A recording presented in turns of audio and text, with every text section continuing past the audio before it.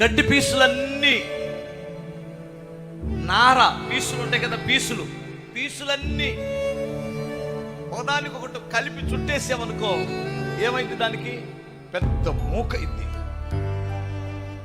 ఏనుగునైనా బలం బంధించగలిగిన శక్తి ఆ పీసులకు వస్తాయి. పీసుని ఎడగొట్టు అంటే లేచిపోయింది. నువ్వు పీసుగా ఉన్నంత కాలం సాతానుడు నిన్ను ఆడుకుంటాడు నీ జీవితంతో.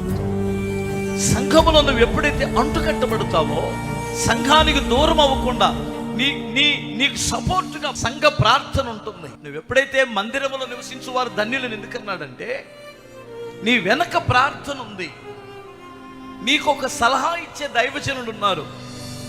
అర్థమవుతుందా? నిన్ను ఆదరించే సంఘం ఉంది, నిన్ను ధైర్యపరిచే స్నేహితులు ఉన్నారు. సంఘములో ఆత్మీయ స్నేహితులు, సంఘం. ఈ సంఘ సహవాసము ద్వారా నీకు బలము చేకూరుతుంది.